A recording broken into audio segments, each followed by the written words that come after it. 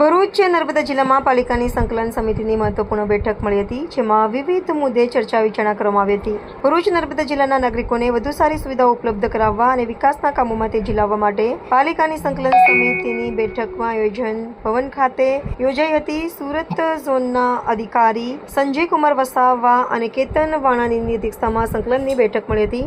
બેઠકમાં જિલ્લા તેમજ નગરપાલિકાના પદાધિકારીઓ અને અધિકારીઓ મોટી સંખ્યામાં હાજર હતા.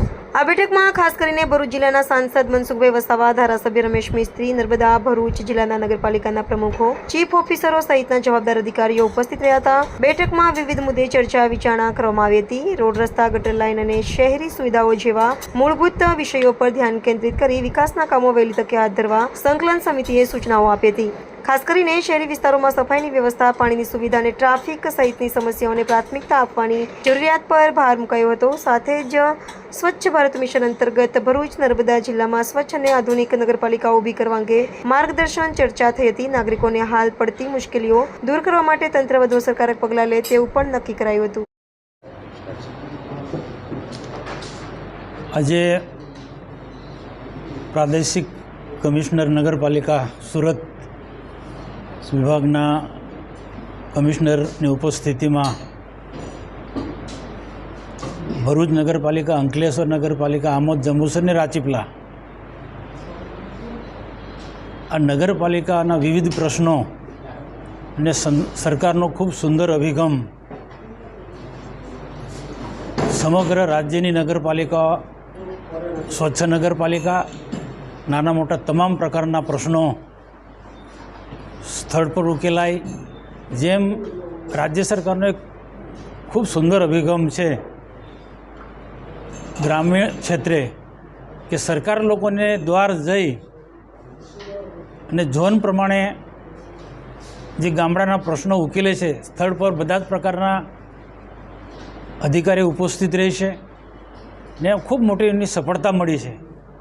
એને ધ્યાનમાં રાખીને જ સમગ્ર ગુજરાતમાં ઝોન પ્રમાણે પ્રાદેશિક કમિશનર આવે છે. સમગ્ર ટીમ સાથે જે તે નગરપાલિકાના પ્રમુખશ્રીઓ, ચીફ ઓફિસરશ્રીઓ, ધારાસભ્યશ્રી, સંસદશ્રી, બધા જ પદાધિકારીઓની સાથે અધિકારીઓ બેસીને એક એક નગરપાલિકાના જે પ્રકારના જે પ્રશ્નો જે છે, સરકારની મળતી વિવિધ ગ્રાન્ટોનો કઈ રીતના ઉપયોગ થાય છે, ક્યાંક ક્ષતિ હોય તો ક્યાંક ધ્યાન દોરવાનું હોય તો અમે એક ધારાસભ્ય પણ દોરીએ છીએ અને સ્થળ પર એક ઉકેલ આવી શકે છે. એટલો સરકારનો ખૂબ સુંદર અભિગમ છે અને આ પ્રકારની મિટિંગ આવનારા દિવસોમાં મહિનામાં એક વખત દર શુક્રવારે, છેલ્લા શુક્રવારે આ મળવાની છે. એનાથી નગરપાલિકાના પ્રમુખશ્રી હોય કે અધિકારીઓને સુરત કે સરકારમાં જવું ના પડે, રાજ્ય સરકારમાં. એ લગભગ સ્થળ પર જિલ્લા કક્ષાએ જ ઘણા અગત્યના પ્રશ્નોનો ઉકેલ આવી જશે. આજની મિટિંગ ખૂબ સુંદર રહી છે. ધારાસભ્યશ્રી પણ ઉપસ્થિત રહ્યા, નગરપાલિકાના બધા જ પ્રમુખશ્રીઓ પણ ઉપસ્થિત રહ્યા, ચીફ ઓફિસરો પણ ઉપસ્થિત રહ્યા. નગરને એક સ્વચ્છ રાખવું અને રોડ રસ્તા પણ ખૂબ સારા બને એના માટે બધા જ લોકોએ ઉપસ્થિત આગેવાનો, ધારાસભ્ય સહિત બધા પ્રમુખશ્રીઓએ પણ રજૂઆત કરી અને સરકારની ગ્રાન્ટોનો કઈ રીતના ક્યાં ક્યાં ઉપયોગ કરવો અને ઝડપીમાં ઝડપી કામો થાય એ અંગેને બહુ સારામાં સારી વાત થઈ. આ નવરાત્રિના દિવસોમાં વરસાદ રહ્યા પછી રોડ રસ્તા સારા હોય, સ્વચ્છતા હોય અને દેશના પ્રધાનમંત્રી નરેન્દ્રભાઈ મોદી સાહેબ સ્વચ્છતા પર ખૂબ ભાર મૂકે છે. તો એને ધ્યાનમાં રાખી પણ ઘણી એવી યોજનાઓ છે કે સ્વચ્છતા માટેની પણ અહીંયા ચિંતા કરવામાં આવી છે. એવી ગ્રાન્ટોનો પણ ક્યાંય રીતના રાજ્ય સરકારને, ભારત સરકારની ગ્રાન્ટોનો ઉપયોગ કરવો, એ બધી જ રીતના વિસ્તૃતપૂર્વક ચર્ચા કરી છે.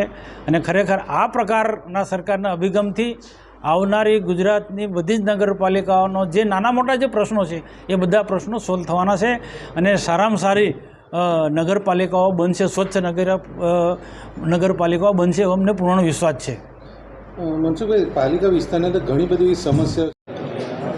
આજે ભરૂચ જિલ્લો અને નર્મદા જિલ્લામાં આવતી 5 નગરપાલિકાઓના કામકાજ માટે આપણું જે દક્ષિણ ઝોનની RCM કચેરી છે ગુજરાત સરકારની, એના RCM અને RCM કચેરીના બધા સિનિયર અધિકારીઓની હાજરીમાં લોકસભાના આપણા સાંસદ માન્ય મનસુખભાઈ વસાવા સાહેબની વિશેષ ઉપસ્થિતિમાં આ સમીક્ષા બેઠક કરવામાં આવી છે, જેમાં 5 શહેરોમાં વિકાસના કામો સહિત નગરપાલિકાના વહીવટને સુવ્યવસ્થિત કરવા માટે ગુજરાત સરકારની જે વિવિધ યોજનાઓ છે અને વિકાસના કામો છે, એ કામો વચ્ચે કોઈ પણ પ્રશ્ન હોય તો એનું વ્યાપક સંકલન કરીને ચર્ચા કરીને પ્રશ્નનો ઉકેલ લાવીને આ 5 નગરમાં રહેતા નાગરિક ભાઈઓ બહેનોની સુવિધામાં સુખાકારીમાં કેવી રીતે વધારો કરી શકાય એ હેતુસર વ્યાપક ચર્ચા કરવામાં આવી છે. નક્કી કરવામાં આવ્યું છે કે દર મહિને આ બેઠક મળશે, જેનો લાભ આવનારા દિવસમાં નગરપાલિકાના વહીવટ ઉપર થશે અને આખરે નાગરિકોને વધારે સારી સેવા અને સુવિધાઓ પ્રાપ્ત થશે. આ જે સંકલન હતી એમાં આપના વિસ્તારમાં આવતી નગરપાલિકામાં એવો કયો મુદ્દો છે જેને તમે વિસ્તૃત રીતે માહિતી માંગી કે જે ના થતો હોય કેટલા ટાઈમથી કામ? હાલમાં હેવી રેનના કારણે વરસાદના રસ્તાઓના પ્રશ્નો છે એ ત્વરિત ઉકેલ આવે એટલા માટે વ્યાપક ચર્ચા થઈ છે. રાજ્ય સરકાર પણ ખૂબ ગંભીર છે. RCM કચેરી પણ આ માટે બધી તૈયારી સાથે અહીંયા આવી છે. અગાઉ બધા જ નગરપાલિકા પાસે બધી દરખાસ્તો મંગાવી લેવામાં આવી છે, જેને મંજૂર પણ કરી દેવામાં આવી છે અને નજીકના દિવસોમાં એ કામ પણ શરૂ થશે. સાથે સાથે સ્વાભાવિક રીતે વેરાની વસૂલાત છે, સફાઈ છે, આ બધા કામોમાં જે મુશ્કેલી આવે છે, નગરપાલિકા તરફથી જે આર્થિક મુશ્કેલીઓ આવતી હોય છે એમના તરફથી પ્રશ્નો રજૂ થાય છે અને RCM કચેરી જે સરકારનું પ્રતિનિધિત્વ કરે છે એના તરફથી એ મુશ્કેલીને દૂર કરવા માટે પ્રયાસો થાય છે. રાજ્ય સરકાર દ્વારા આજ રોજ સૂચના મુજબ સુરત ઝોન અંતર્ગત ભરૂચ અને નર્મદા જિલ્લાની નગરપાલિકાઓની સંકલન સમિતિ માનનીય સાંસદશ્રી, માનનીય ધારાસભ્યશ્રીઓ તથા નગરપાલિકાના પ્રમુખશ્રીઓ, કારોબારી ચેરમેનશ્રી, ચીફ ઓફિસરશ્રી અને એન્જિનિયરશ્રી તથા RCMની આખી ટીમ સાથે યોજવામાં આવેલી આ સંકલન સમિતિનો મૂળભૂત હેતુ એ હતો કે સરકાર આપના દ્વારે સરકાર સુધી નાગરિકોએ કે નગરપાલિકાએ જવું ના પડે, એટલે તમામ અધિકારી પદાધિકારીઓ સાથે બેસીને જે કોઈ પ્રશ્ન હોય એ પ્રશ્નનો વ્યવહારુ ઉકેલ આવે અને તાત્કાલિક લોકોને પાણી, ગટર, રસ્તા, સફાઈ અને દીવાબત્તી જેવા જે પ્રાથમિક જરૂરિયાતના કામો છે એ તાત્કાલિક એનું નિરાકરણ આવે અને સુવિધાઓ પ્રાપ્ત થાય એ માટે જે પ્રશ્નો અને રજૂઆતો હતી એ તમામનો આજે સુખરૂપ રીતે અહીંયાથી રજૂઆતનો નિકાલ કરવામાં આવેલો છે, ઉકેલ કરવામાં આવેલો છે.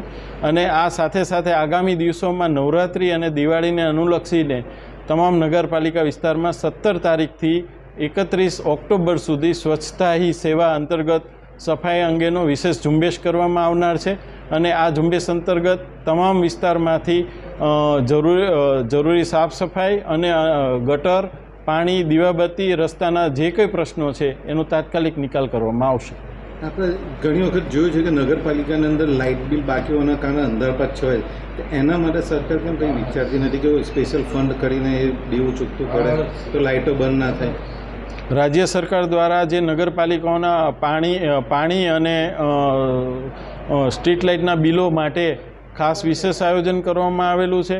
તમામ નગરપાલિકાઓમાં સોલર સિસ્ટમ દ્વારા આ બિલો ઝીરો થાય એવો પ્રયત્ન કરવામાં આવેલો છે. આપણા ઝોનમાં આમોદ અને જંબુસર નગરપાલિકા છે એ હાલમાં ઝીરો વીજ બિલ ધરાવતી નગરપાલિકાઓ તરીકે છે અને આગામી સમયમાં ટૂંક સમયમાં ભરૂચ અને અંકલેશ્વર પણ આ દિશામાં હાલમાં કામ ચાલુ છે. ટૂંક સમયમાં એ લોકોને કામ પૂરું થશે એટલે લાઇટ બિલનો, વીજ બિલનો પ્રશ્ન પણ નહીં થાય. સૌર ઉર્જાના મદદથી આપણે એનો સોલ્વ કરી રહ્યા છીએ. તમે હમણાં ખ્યાલ વાત કરી કે સ્વચ્છતા અભિયાન પર ભાર દેવામાં આવે છે, પણ નગરપાલિકામાં જોવા જાવ તો કર્મચારી પ્રમાણ હોતા નથી, જેના કારણે સ્વચ્છતાનું કામ અટકે છે. તો એના માટે શું આયોજન કરશે? નગરપાલિકામાં સ્વચ્છતા ઝુંબેશ વ્યવસ્થિત ચાલે એના માટે મિકેનિકલ સ્વીપિંગ અને સાથે આઉટસોર્સિંગની મદદથી એજન્સી રાખી અને કામગીરી કરવા ઉપર વિશેષ ભાર મૂકવામાં આવે છે. વિશેષમાં નગરજનોનો સહયોગ પણ સ્વચ્છતા માટે જરૂરી છે કે નગરપાલિકા દ્વારા જે સેવા આપવામાં આવે ડોર ટુ ડોરની કે અન્ય જે કોઈ સેવા એમાં પૂરતો સહયોગ આપે, કચરાનો યોગ્ય જગ્યાએ નિકાલ કરે તો આપણું ઘર, આંગણું, શહેર સ્વચ્છ બની શકે અને માનનીય વડાપ્રધાનશ્રીનો જે મૂળભૂત સંકલ્પ છે સ્વચ્છ શહેરનો એ પણ આપણે સાકાર કરી શકીએ. ભરૂચનું મૂળ પ્રશ્ન છે ડમ્પિંગ સાઇટનો, જે ઘણો માથાનો દુખાવો સમાન છે. ઘણી વખતે ડમ્પિંગ સાઇટો પર વિરોધ થાય છે અને બંધ થાય છે. તેના માટે કાયમી ઉકેલ માટે શું કરશે મ્યુનિસિપલ કમિશનર? કાયમી ઉકેલ માટે માન્ય કલેક્ટર સાહેબ પાસે જગ્યા અંગેની માગણી કરવામાં આવેલી છે અને જગ્યા અંગેની માગણી છે એ ટૂંક સમયમાં સ્વીકારાય. આ પ્રશ્ન પણ લાંબા ગાળાથી પડતર હતો, પરંતુ હવે એનો ઉકેલ આવી ગયેલ છે. માંગણી તમે કરી છે, સાયકા જેડીસીમાં ઓલરેડી પ્લોટ ફાળવવામાં આવ્યો છે આના માટે. એની કામગીરી કેટલા વર્ષોથી અટકેલી છે, કે થતું નથી આગળ? આ હવે પછીની જે જગ્યા છે એ મોટી માગવામાં આવેલી છે આગામી વિકાસને અનુલક્ષીને, અને પ્રોસેસિંગ પ્લાન્ટથી માંડી તમામ કામગીરી આ નવી જે જગ્યા છે એ જગ્યાએ કરવામાં આવનાર છે.